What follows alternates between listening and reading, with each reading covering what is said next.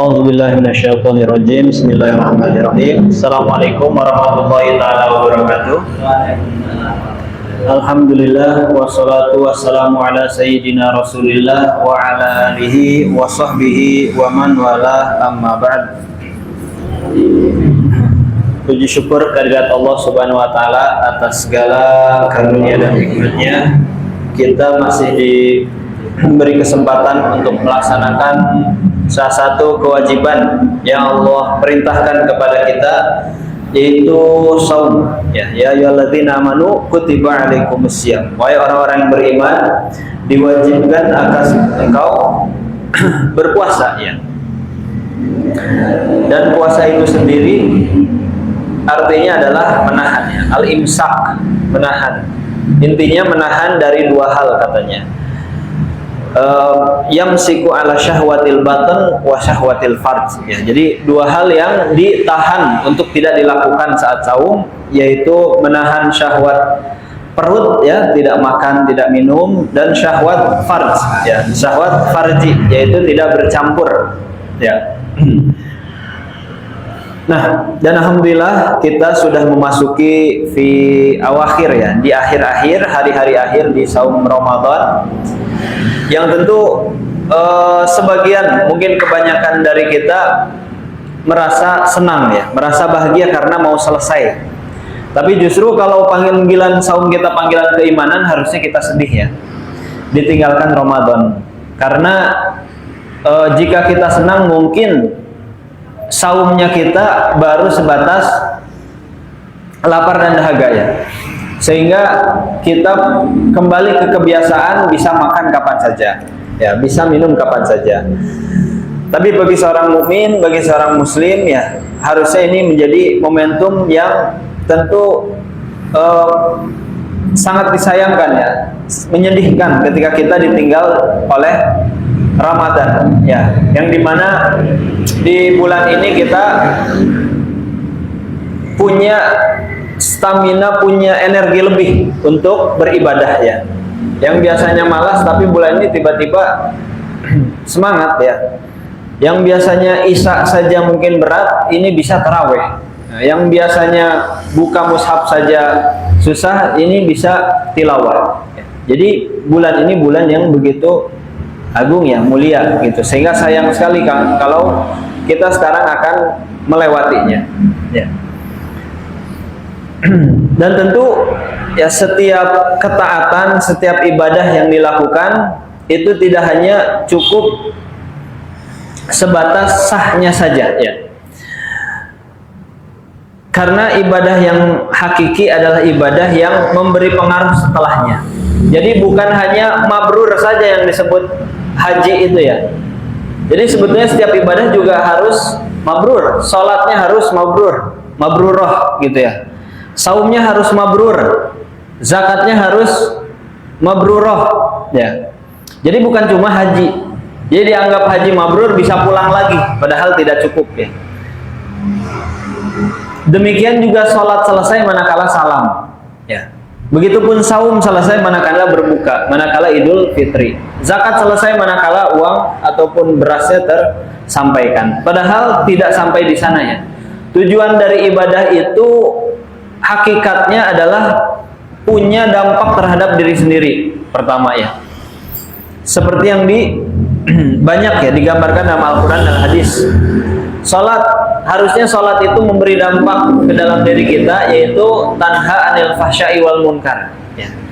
Yaitu orang-orang yang sholat mah harusnya bisa menahan diri dari kemungkarannya dan keburukan, ya.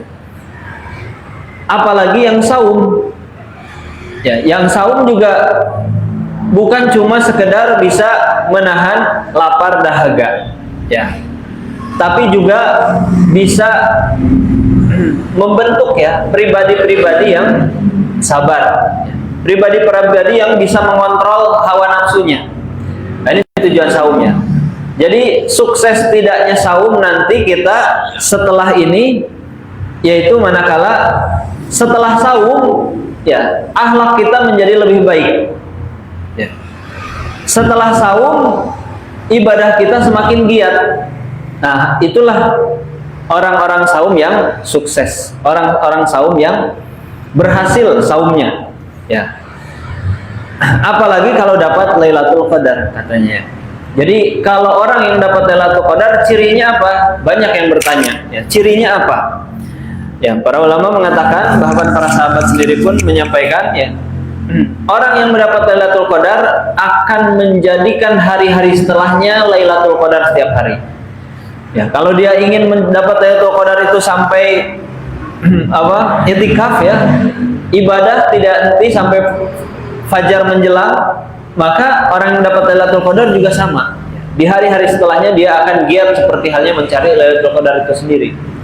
Ya, sekalipun bahkan dia merasa tanda-tandanya seperti yang disebutkan dalam hadis, ya, bahwa Lailatul Qadar itu malamnya tenang, terang, paginya cerah tapi tidak menyengat, gitu ya. Sekalipun itu semua didapat, tapi ketika dalam dirinya tidak ada perubahan, ya, atau hanya berubah satu malam, di malam Lailatul Qadar saja, besoknya sudah biasa lagi, malas-malasan lagi, berbuat maksiat dosa lagi, maka tidak ada Lailatul Qadar baginya, ya.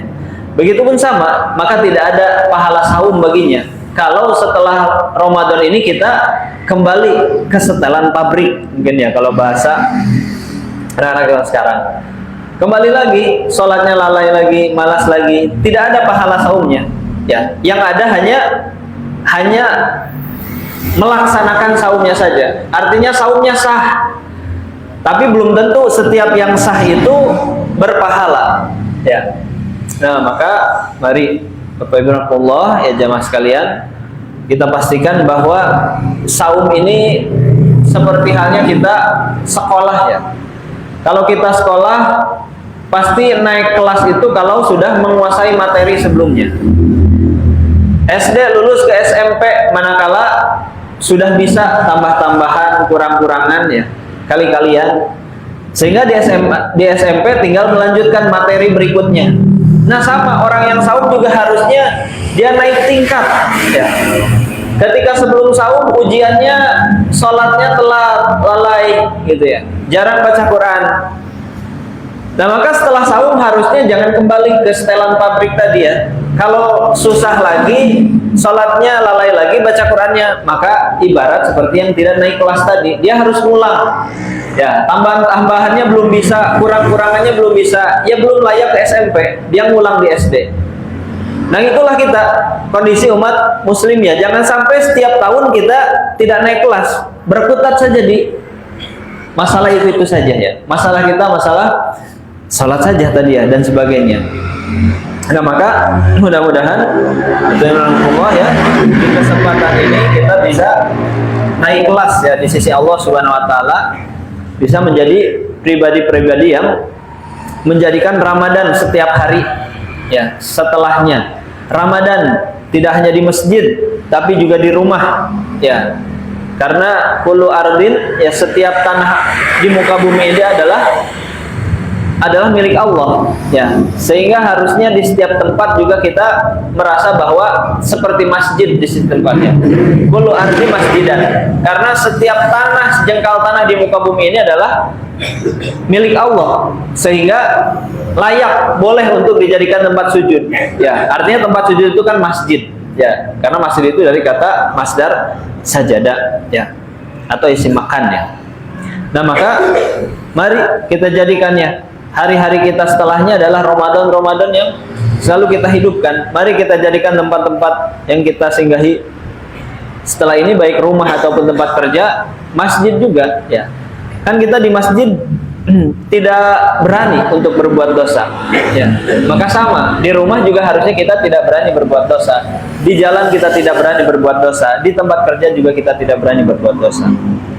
Ya, maka Allah, ya, dan juga salah satu tanda berhasilnya kita bulan Ramadan adalah semakin akhir semakin giat, ya, bukan semakin lalai, ya. Nah, kebanyakan ini mulai kendur justru, ya. Sekarang yang awalnya sholat tarawih, itikaf di masjid, nah, mulai itikafnya di pasar mungkin, ya. Nah, mulai di warung-warung dan sebagainya. Nah, harusnya justru makin giat, ya, makin intens di Ramadan ini, ya. Dan insyaallah Bapak Ibu ya, di hari ini kita melaksanakan kajian lanjutan sebetulnya ini ya, meskipun mungkin jamaahnya berbeda kebanyakannya.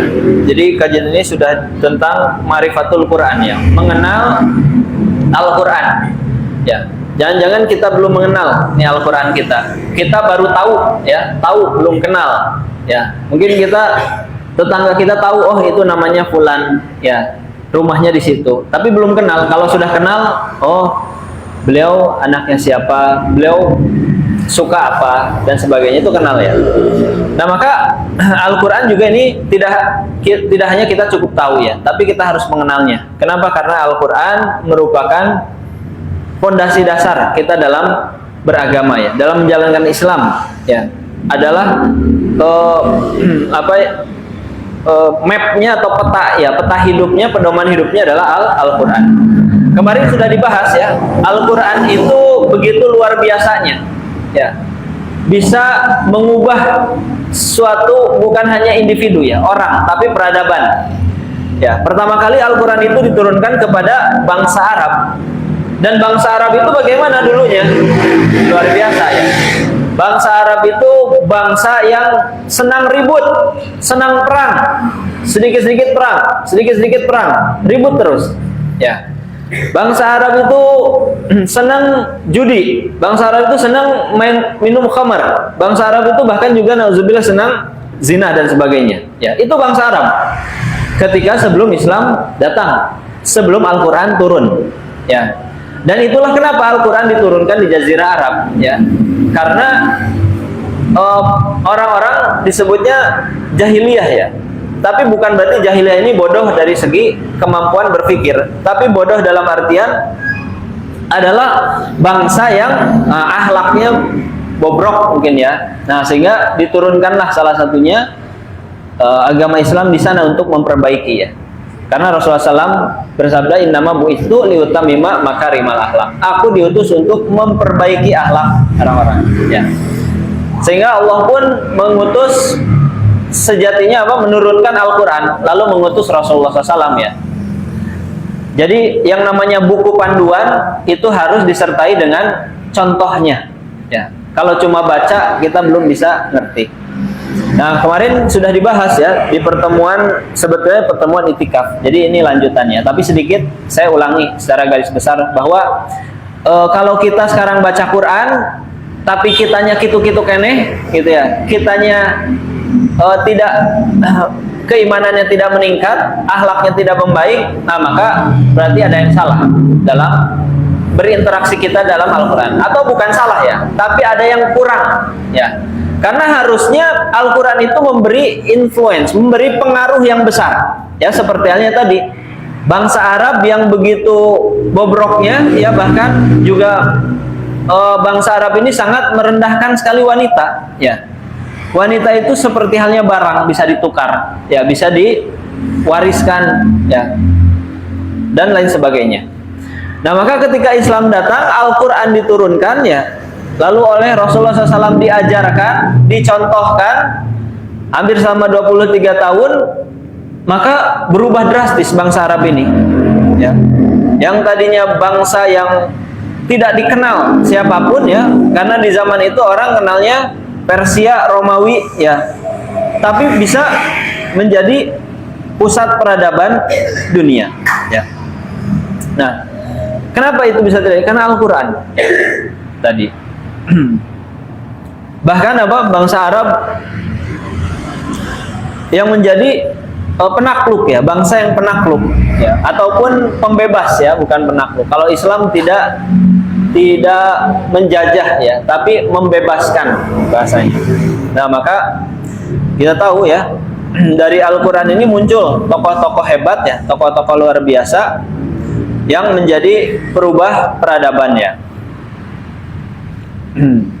Nah, tadi setelah Islam datang apa yang terjadi ya? Dulu orang setelah Al-Quran turun ya, dulu orang jahiliyah itu menyembah Allah, tapi menyembah Allahnya lewat patung ya, lewat berhala. Maka ketika Quran turun, Rasulullah mengajarkan tentang tauhid ya, tentang akidah, tentang keesaan Allah Subhanahu wa taala. Sehingga penyembahan-penyembahan berhala itu tidak ada lagi.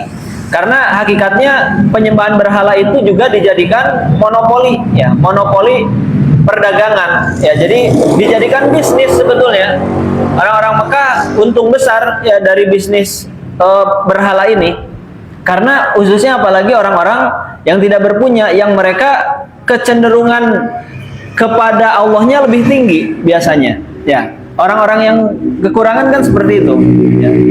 Nah itu dimanfaatkan oleh orang-orang kaya ya di Quraisy dengan patungnya itu, sehingga patungnya laris ya. Nah tapi ketika Islam datang, maka itu semua dirubah ya. Bukan hanya masalah kepercayaan, tapi juga budaya yang dirubah oleh Al-Quran ya. Orang yang suka perang ya, suka ribut, ketika Al-Quran turun, maka justru apa? Menjadi orang-orang yang paling berkasih sayang ya. Nah itu kan luar biasa. Orang tadinya suka ribut, suka perang, saling membunuh, menjadi bangsa yang sangat tinggi kasih sayangnya ya. Nah ini Al-Quran ya. Bahkan bukan cuma persatuan ya, tapi juga solidaritas gitu. Rela berkorban, bukan cuma damai ya. Nah, yang tadinya ribut jadi damai, tapi juga solidaritas, rela berkorban ya. Bahkan kita tahu ketika ketika muhajirin ya, orang-orang Mekah hijrah ke Mekah, ke Madinah, orang-orang Madinah itu luar biasa ya, rela berkorban apapun ya. Bahkan yang punya tanah dibagi ya, yang punya makanan dibagi, punya tempat tinggal dibagi gitu. Itu solidaritas yang dulu itu tidak ada di bangsa Arab, tapi berkat didikan Al-Quran, berkat pengaruh Al-Quran menjadi seperti itu ya. Nah maka bahkan ya selain itu juga apa, ada perubahan sosial dan politik ya. Tadinya yang terpecah belah menjadi umat yang satu padu ya. Yang bahkan juga yang tadi di zaman zaman jahiliyah itu merendahkan wanita ya, Al-Quran merubah ya, harkat derajat wanita diangkat gitu. Ya sehingga orang-orang Arab memiliki cara pandang yang berbeda gitu ya dari sebelumnya. Nah ini bukti bagaimana Al-Quran itu mempengaruhi secara nyata ya. Dan bahkan tadi menjadi pusat peradaban ketika Al-Quran itu terus dihidupkan gitu ya dalam masyarakat, dalam kurun waktu bergenerasi-generasi. Nah lahirlah gitu ya umat-umat yang merubah peradaban. Nah itu harusnya Al-Quran itu bisa seperti itu ya. Namun sayangnya, nah sekarang Al-Quran tidak lebih dari sekedar pajangan ya. Nah, kalau jadi bacaan mungkin ya syukur-syukur alhamdulillah. Tapi kebanyakannya sekarang kita itu Al-Quran itu hanya jadi pajangan ya. Mobil-mobil ada di depannya Al-Quran, tapi tidak pernah dibuka. Ketika ditanya ya kanggo jimat gitu ya. Nah, padahal Al-Quran bukan untuk jimat ya. Al-Quran untuk dihidupkan ya. Nah, sebelumnya juga sudah dibahas ya bahwa Al-Quran ini merupakan mukjizat ya terbesar dari Rasulullah SAW, mukjizat kubro ya, karena sifatnya mukjizat abadi ya, karena setiap umat itu harus ada mukjizatnya ya. Maka umat Rasulullah, karena umat Rasulullah sampai kiamat, jadi Allah menyisakan satu mukjizat besar yang juga akan ada sampai hari kiamat, yaitu Al-Quran ya.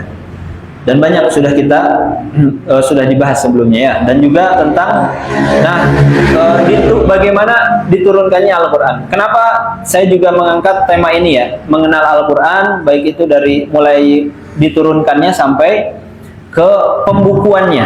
Karena sekarang banyak sekali ya syubhat-syubhat ya, banyak yang menyerang gitu ya, mencoba terus merendahkan dari Al-Quran, merendahkan Al-Qurannya dari berbagai sisinya. Nah sehingga saya ingin di sini mengangkat kembali gitu ya, menyangkal tuduhan-tuduhan ataupun pernyataan-pernyataan yang tentu keliru ya, yang tentu diungkapkan dengan banyaknya media sekarang ya, sehingga umat muslim sudah tidak peduli lagi dengan Al-Quran. Nah ini bahaya sekali ya, karena justru kebangkitan dan kuatnya umat dan lemahnya umat itu tergantung dari interaksi dengan Al-Qur'annya. Ya, dan ini diakui sekali lagi di pertemuan kemarin ya di Itikaf saya sudah sampaikan, diakui oleh musuh-musuh Islam ya.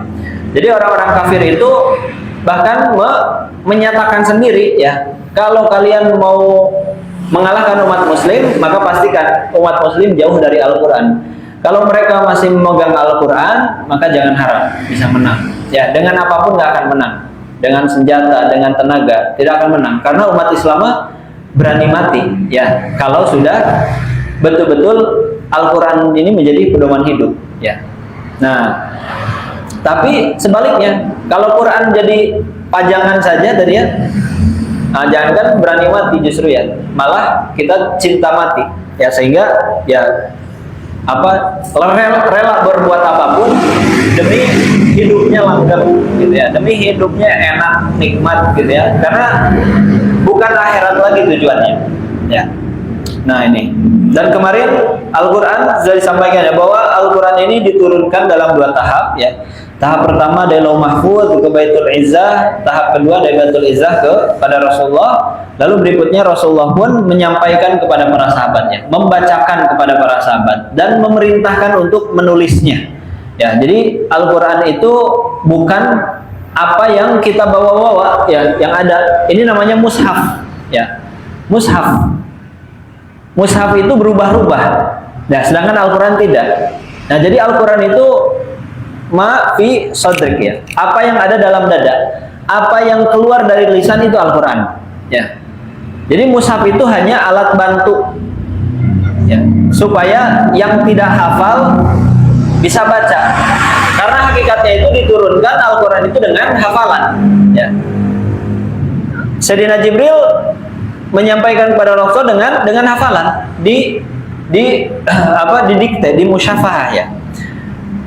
Dan Rasulullah pun kepada para sahabat didikte sama ya, dengan lisan. Seperti yang sekarang kita baca. Jadi Al-Qur'an yang dulu malaikat Jibril bacakan kepada Rasulullah itu adalah Al-Qur'an yang kita baca sekarang. Bukan mushaf. Kalau mushaf mah berubah-ubah ya. Nah, ini yang akan kita bahas ya.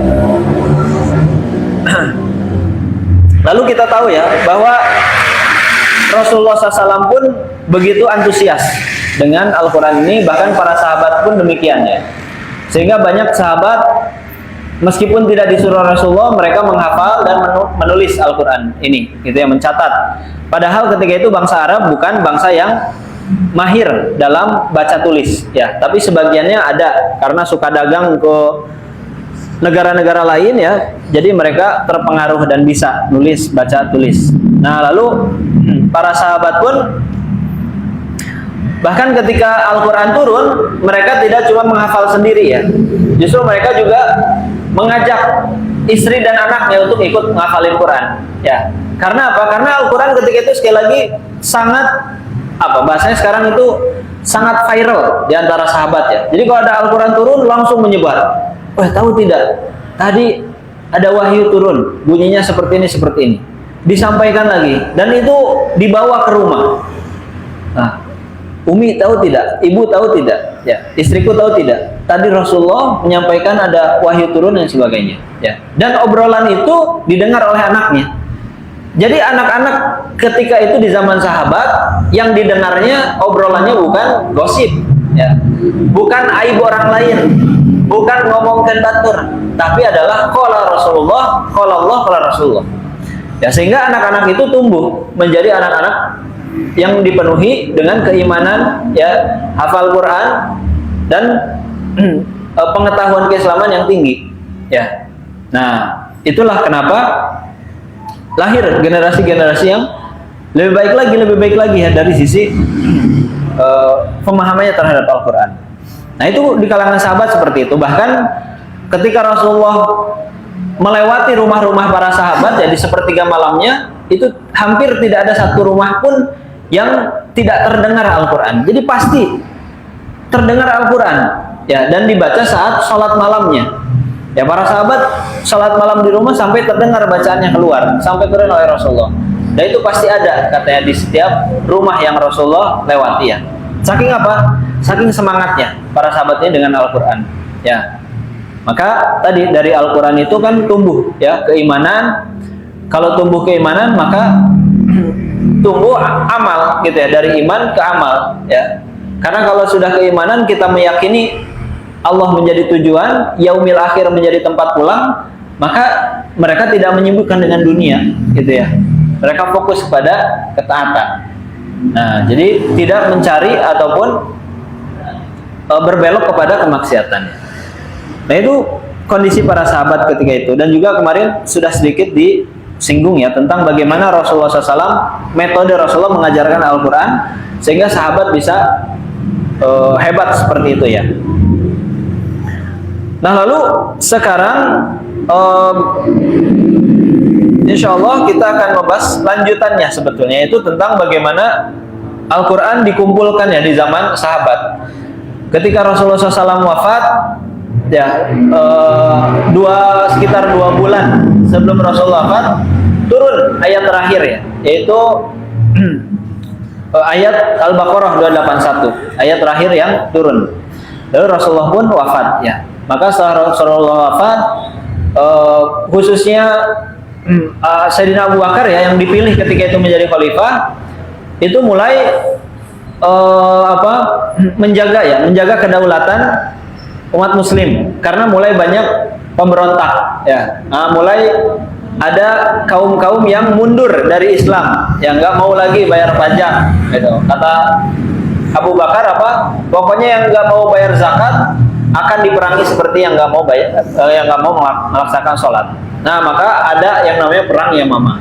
Lalu perang Yamamah itu dilakukan oleh dihadapi oleh banyak muslim, dan diantaranya banyak terbunuh di antara kaum muslim ini ya.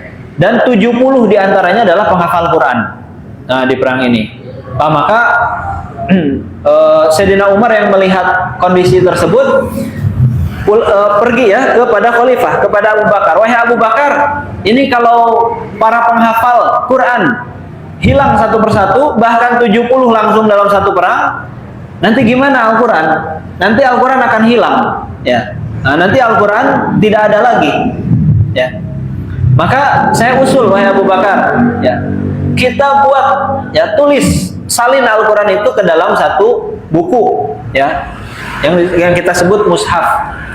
Abu Bakar kaget mendengar itu. Wah, tidak bisa seperti itu, wahai Umar ya.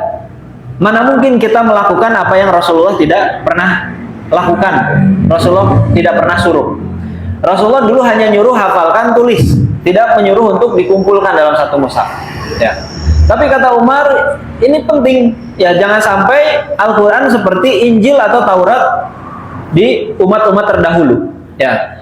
Karena Injil itu kan bukan ditulis ataupun diriwayatkan ya kalau bahasa kita dari nabinya, tapi Injil itu baru ditulis di generasi ketiga keempat ya, jauh sekali. Nah, maka banyak makna-makna yang menyimpang ya. Nah, tapi Al-Quran tadi ya, jangan sampai seperti itu kata Umar. Maka Abu Bakar pun berpikir beristikharah, akhirnya menyetujui. Wah, betul juga ternyata Umar, ini penting ya. Akhirnya Sayyidina Abu Bakar mengumpulkan para sahabat-sahabat yang ahli dengan Quran, yang murid Qurannya langsung Rasulullah SAW ya. Di antaranya para pemuda yang masih muda, sahabat-sahabat muda seperti Zaid bin Sabit. Ya, Zaid bin Sabit kita itu masih umur 21 tahun. Sudah diperintahkan oleh Abu Bakar untuk menjadi pemimpin lajnah ya. Nah, pemimpin organisasi yang ditugaskan untuk mengumpulkan Al-Quran, menulis Quran Al-Quran menjadi satu mushaf ya. Nah, maka Zaid pun kaget. Wahai Abu Bakar, mana mungkin kita melakukan apa yang tidak pernah Rasulullah lakukan, persis seperti Abu Bakar sebelumnya kepada Umar ya. Maka Abu Bakar pun menyampaikan sama yang disampaikan Umar, la'allahu khair ya, tapi ini demi kebaikan gitu ya. Setelah beristikharah akhirnya Zaid juga menerima, sampai beliau ditunjuk ya sahabat-sahabat yang lain juga. Dan bahkan keluarlah ungkapan ya, kalaulah aku diperintahkan untuk mengangkat gunung itu lebih ringan daripada harus melaksanakan amanah yang besar ini, yaitu mengumpulkan mushaf, ya, mengumpulkan Al-Quran. Ya, karena tadi Al-Quran kebanyakannya ada di dada-dada umat muslim, ya, tidak ada di catatan. Jadi kalaupun nanti ternyata tidak dikumpulkan dalam satu mushaf, nah sahabat itu ada yang punya seluruh, ya, seluruh catatan Al-Quran, tapi belum merasa yakin. Ya, bisa jadi sahabat lain ada ketika Al-Quran diturunkan hanya sahabat itu saja yang dapat. Nah, akhirnya diumumkan ke seluruh orang oleh Abu Bakar, ya.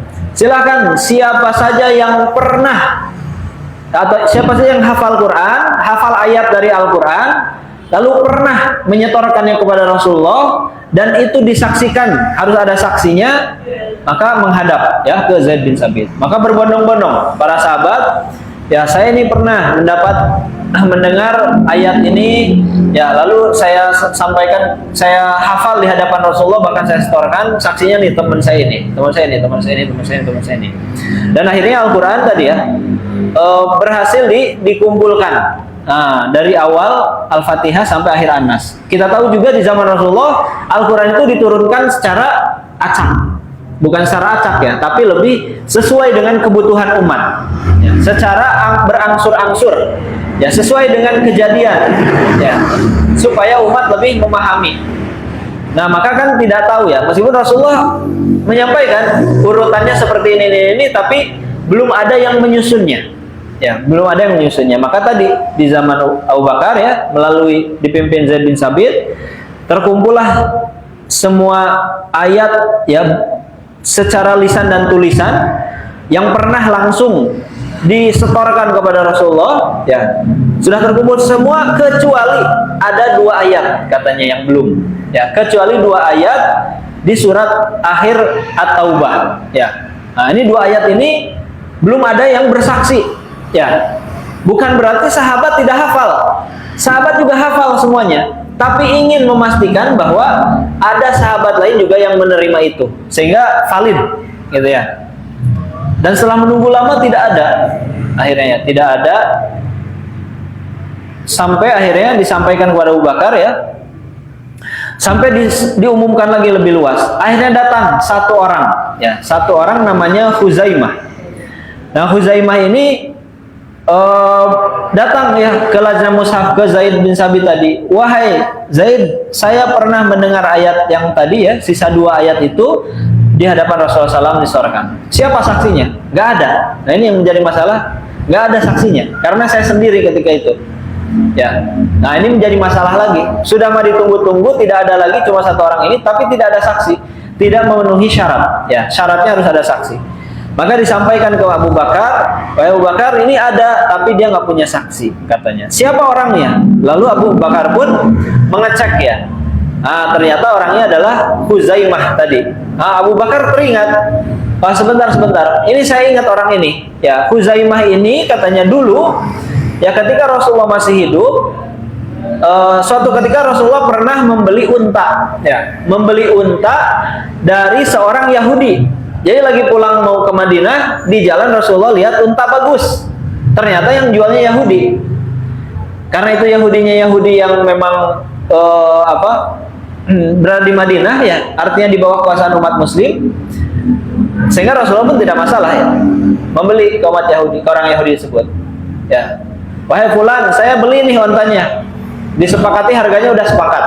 Tapi saya nggak bawa uang, kata Rasulullah, ya. Uangnya ada di Madinah. Ya, ayo ikut saya, kita bawa uangnya. Kata Yahudi tersebut, ya, ayo. Akhirnya untanya dibawa oleh Yahudi tersebut. Rasulullah pun di depan dengan bersegera ingin ngambil uang di Madinah. Tapi ketika sampai Madinah, Rasulullah tidak menemukannya. Nah, tidak menemukan penjual unta tadi. Ini kemana? Ya, kan tadi sudah mau dijual, ya, sudah mau jual beli, tapi kok nggak ada. Disusul lagi ya Rasulullah, ternyata ada, ya, di jalan tadi. Hanya masalahnya menjadi masalah lagi. Si orang Yahudi ini menjual untanya ke orang lain. Protes kan Rasulullah. Kan itu udah saya beli, kok kamu jual, katanya. Ya. Nah, Yahudi kan licik, ya. Orang Yahudi licik karena mungkin harganya lebih tinggi. Lalu nantang ke Rasulullah, ya. emang ada saksinya nggak? Kita tadi sepakat dan nggak ada saksi, ya. Sehingga Rasulullah pun bingung, wah ini curang begini ya orang Yahudi. Akhirnya apa? Rasulullah pun mengumumkan, wahai para sahabat, siapa yang mau menjadi saksi saya, gitu ya. Nah, di antara para sahabat tersebut teriaklah tadi satu orang ya, saya, katanya Rasulullah. Ternyata adalah Huzaimah ini ya. Nah, Huzaimah ini angkat tangan, ya, wahai Yahudi, saya bersaksi kalau Rasulullah ini sudah sepakat dengan kau, maka kasihkan unta. Akhirnya selesai masalah unta itu, ya. Lalu apa? Rasulullah pun merasa takjub dan heran ya kepada orang ini, kepada Huzaimah ini. Wahai Huzaimah, tadi kan kamu itu nggak bareng saya, ya. Kok kamu berani bersaksi atas nama saya? Ya, kamu kan tadi nggak ada pas saya jual beli akad unta ini. Lalu kata Huzaimah, ya Rasulullah, saya itu percaya terhadap berita langit yang kau sampaikan, ya. Hal gaib yang kau sampaikan saya percaya. Kalau cuma jual beli mah, apalagi ya saya pasti percaya, ya. Kalau hal gaib aja percaya, apalagi ini hal yang tidak gaib pasti saya percaya. Nah, maka Rasulullah pun memuji, wahai Huzaimah, sesungguhnya nilai engkau senilai 2 saksi. Jadi kalau engkau bersaksi itu setara dengan 2 orang saksi, ya. Saking apa? Tadi ya, beliau keimanannya yang begitu kuat, ya, sehingga dipuji. Nah, ini kembali tadi ke zaman Abu Bakar tadi ya. Nah, ketika Abu Bakar menyampaikan dongeng itu, bukan dongeng, menyampaikan cerita itu, hadis itu ya, maka para sahabat pun merasa lega, ya. Kenapa? Karena syaratnya terpenuhi. Jadi meskipun Huzaimah ini sendiri, tapi Rasulullah sendiri ya yang apa memberikan kekhususan kepada dia bahwa kalau dia bersaksi senilai 2 saksi. Nah, sehingga akhirnya ya Al-Qur'an tadi terkumpul secara utuh, ya, secara keseluruhan dari awal Al-Fatihah sampai akhir An-Nas, ya, dalam sebuah tulisan lah, sebuah buku gitu ya, mushaf, ya. Maka akhirnya satu mushaf itu disimpan di khalifah, ya, disimpan di Abu Bakar. Karena takut tadi ya, takut kalau tadi para penghafal Quran terus berkurang, terus hilang, ya. Sehingga masih ada, gitu ya, masih ada mushaf ini, ya. Nah, lalu setelah Abu Bakar meninggal, maka berpindahlah ya mushaf itu ke tangan Umar, ke khalifah berikutnya. Di zaman Umar tidak ada masalah ya, pembebasan negeri terus berjalan ya. Dan setelah masa Khalifah Umar ya, hampir 10 tahun lebih, hampir 12 tahun, beliau pun wafat ya. Dan akhirnya mushaf ini disimpan di orang yang memang masih orang-orang terdekat dengan Rasulullah ya. Yaitu disimpan kepada istrinya Rasulullah SAW terdahulu, yaitu Hafsah.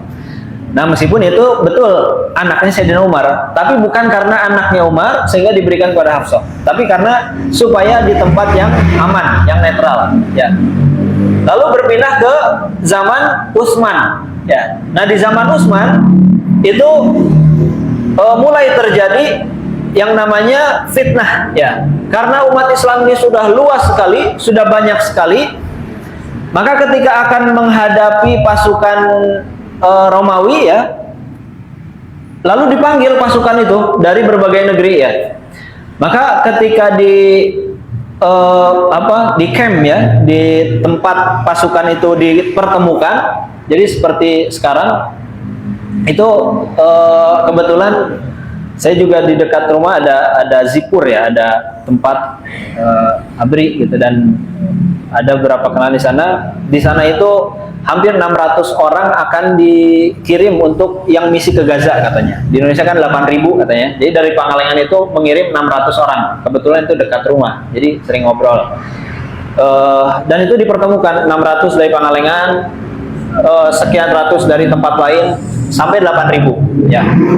Jadi sudah tahap awal. Tahap awal itu registrasi katanya, sudah pengecekan dan sebagainya. Nanti ada tahap 2 sampai nanti keberangkatan. Tapi berangkatnya katanya nunggu situasi politiknya gitu ya. Jadi kalau terus memanas mah nggak akan berangkat dulu ya, sampai mereda.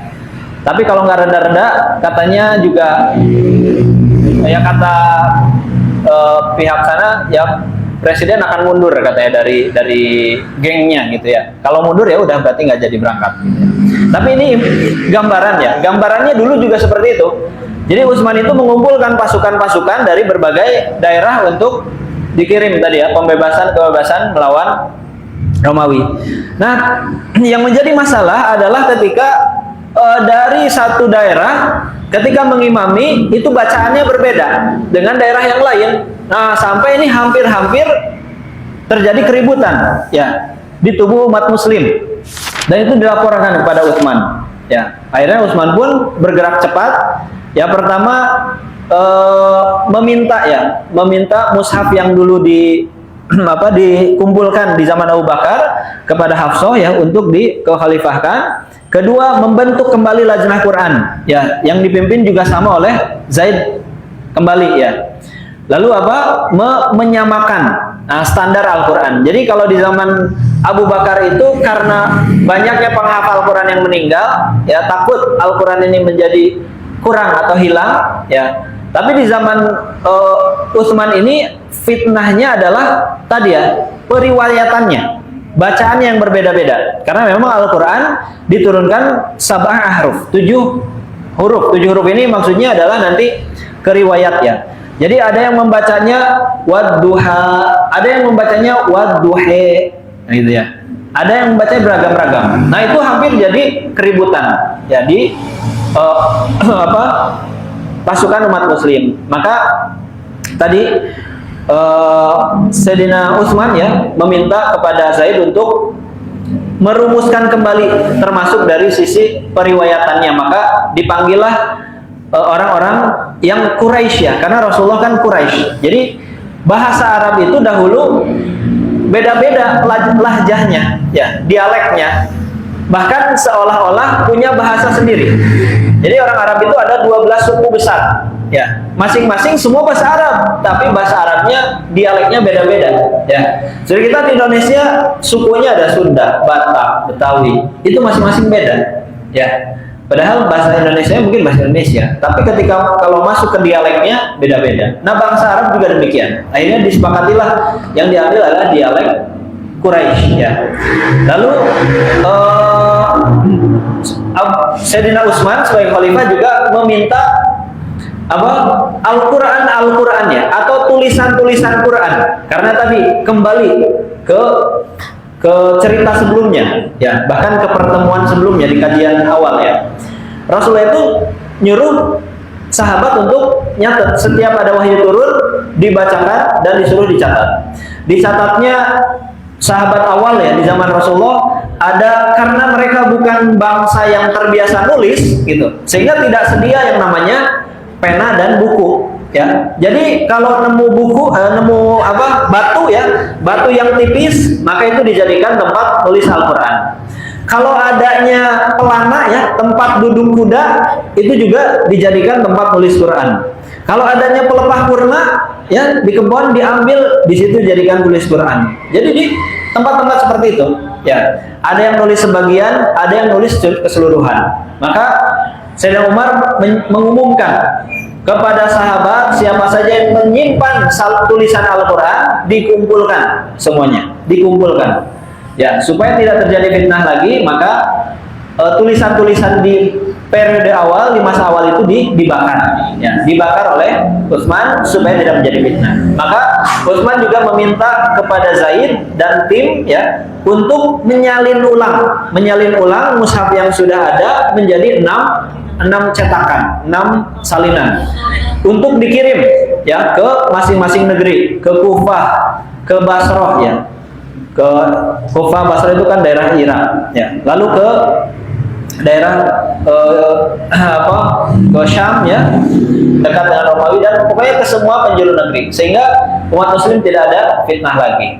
Nah, itu pengumpulan kedua ya, bagaimana Al-Quran dikumpulkan di zaman sahabat. Pertama di zaman Abu Bakar, kedua di zaman Utsman ya. Sehingga setelah itu tidak ada lagi ya, tidak ada lagi pertentangan tentang Al-Quran ini kecuali setelah mulai orang-orang non-Arab. Nah, orang-orang non-Arab mulai masuk Islam. Ya, mereka bingung tulisan Arab karena ketika itu tulisannya tidak ada harokat, tidak ada titik bahkan. Ya, tidak ada titik bahkan ketika itu. Bingung bacanya gimana? Ya, cuma garis-garis. Bahkan ain dan ghain juga dulu tidak ada bedanya, gitu ya. Ba, ta, ja tidak ada bedanya. Ya. Nah, sehingga cerita ya, maka ada sekretaris atau tangan kanan ya, Ali bin Abi Thalib ketika itu berinisiatif untuk mensyakali Al-Quran supaya tadi orang-orang asing, orang-orang ajam itu mulai tidak bingung. Dan syakal pertama kali itu bukan garis-garis seperti yang kita kenal, tapi syakal pertama kali itu adalah bentuknya titik. Ya, jadi titik itu awalnya adalah untuk syakal. Ya, titik 1 di atas fathah, titik 2 di atas domah ya, titik di bawah kasroh gitu. Nah, dulu seperti itu. Ya. Nah, tapi semakin berkembang juga umat Islam semakin bingung juga hanya dengan titik-titik ya. Nah, akhirnya juga kalau tadi kan oleh Abu Aswad Ad-Duali ya. Gitu. Barulah nanti ada ya di zaman tabi'in ada syakal yang kita tahu ya. Bahkan mulai dibedakan tadi ya. Huruf-huruf yang serupa seperti ba, ta, sa mulai dibedakan dengan titik ya. Nah, lalu adanya harokat ya. Adanya harokat. Dan tadi bahwa di zaman generasi salaf ya, zaman Rasulullah, zaman sahabat, tabi'in, tabi'ut tabi'in, mereka itu sangat ta'aluk ya terhadap Quran. Begitu antusias terhadap Quran seperti yang tadi disampaikan. Gambaran sederhananya mungkin banyak bisa kita baca di dalam seperti kitab-kitab Imam Nawawi ya. Di dalam hadis, sahabat itu bahkan sampai ada yang hatamin Quran setiap hari, sehari sekali, dan ditegur ya Rasulullah. Ya, kalau setiap hari hatam, kamu nggak ngerti nanti, cuma hatam, cuma baca aja. Ya, jadi bagusnya jangan sehari. Ya, maka dikurangi menjadi 3 hari, gitu ya. Ada yang 3 hari sekali. Tapi kebanyakan sahabat itu hatam 7 hari sekali. Ya, jadi setiap 7 hari itu para sahabat menghatamkan Quran, dan ketika menghatamkan Quran mengumpulkan keluarganya ya, lalu berdoa karena selesai hatam Al-Quran itu merupakan salah satu waktu atau kesempatan yang diijabah doa. Ini Bapak Ibu Allah, sekarang kan memasuki akhir. Nanti kalau Bapak Ibu Allah contohnya sehari sejuz ya, sudah mau hatam, pas hatam kumpulkan keluarga ya, kumpulkan keluarga. Baca doa yang paling panjang, bahkan dikumpulkan doa anaknya mau apa, istrinya mau apa, suaminya mau apa, doa ya dibacakan di saat itu oleh yang menghatamkan Quran ya. Contoh yang menghatamkan Qurannya adalah ayahnya, maka kumpulkan apa doa satu keluarga itu dibacakan oleh ayahnya, karena ketika itu mustajab doanya ya, ketika hatam Quran itu. Dan itu dilakukan oleh para sahabat ya, dikumpulkan keluarganya setiap pekan ketika hatam Quran, berdoa kepada Allah Subhanahu wa taala. Ya, dan terus itu diwariskan semangat Quran itu ya kepada generasi-generasi setelahnya, yang bahkan tadi di zaman tabi'ut tabi'in seperti Imam Syafi'i ya, beliau bahkan di Ramadan itu hatam 2 kali Al-Qur'annya. 2 kali hatam Al-Qur'an. Ya, 2 kali. Kok bisa seperti itu? Ya jangan tanya ya. Kalau kita bandingkan, saya sering sampaikan, sekarang Bapak Ibu Allah, anak-anak kita ini ada yang nonton Korea sehari 16 episode ya, kita tidak heran. Nah, jadi seperti itu gandrungnya ya para sahabat, para ulama salaf terhadap Al-Quran itu seperti anak-anak kita sekarang gandrung ke HP dan tontonan ya, kan nggak lepas nih, lagi makan buka HP ya, lagi tidur yang dibuka HP. Jadi para sahabat seperti itu dulu ya, ketika apapun Al-Quran ya, bahkan dikatakan Rasulullah itu berjalan, naik tunggangan, lagi sendiri, lagi baring baca Quran, dan kurang lebih sahabat pun sama, sehingga tidak heran jika memang hatam dalam kurun waktu yang pendek ya.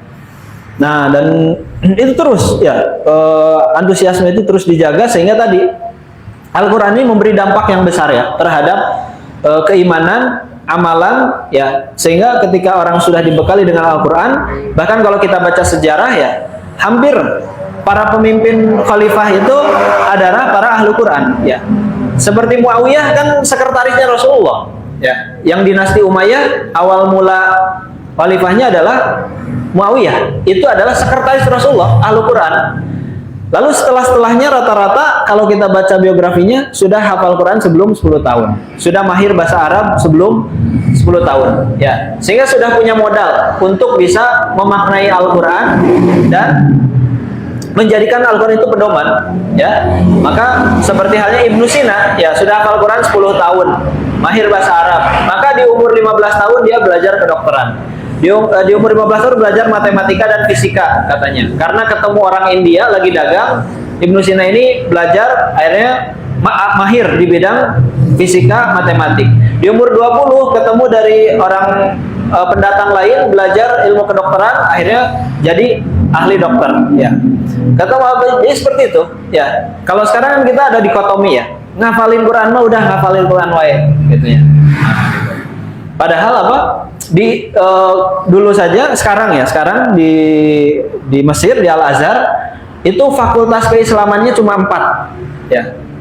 Non keislamannya ada 70. Artinya apa? Bahwa harusnya tidak ada dikotomi, ya. Yang pasti tadi ada fakultas kedokteran di Azhar itu. Yang pasti dokternya hafal Quran berarti, ya. Belajar ilmu fikih, belajar ini dan sebagainya. Tapi dokter ada ilmu arsitek juga, ya, arsitektur, ada ilmu iktisodiyah, ekonomi dan sebagainya. Nah, sehingga tadi ya mereka ahli-ahli di bidangnya tapi punya dasar, ya, basic gitu. Pemahaman Al-Qur'an yang baik seperti halnya tadi jadi di zaman-zaman setelahnya. Nah, tadi ketika kembali ceritanya di zaman tabi'in, ya, di masa Harun ar-Rasyid diantaranya itu di abad pertama, ya, gairah membaca Al-Quran itu bahkan sudah sangat ini kepada siapapun, ya, termasuk para raja, ya, ataupun para khalifah ketika itu, pemimpin-pemimpin lah, gubernur, khalifah, sampai mendatangkan para ulama, ya.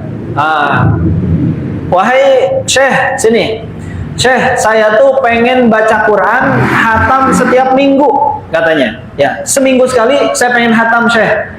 Tapi saya bingung, ya, supaya merata itu bacanya segimana? Karena dulu tidak ada, ya, di zaman Rasulullah tidak ada yang namanya juz 1, hizab pertama, ya, tidak ada yang namanya rubu, tidak ada, ya.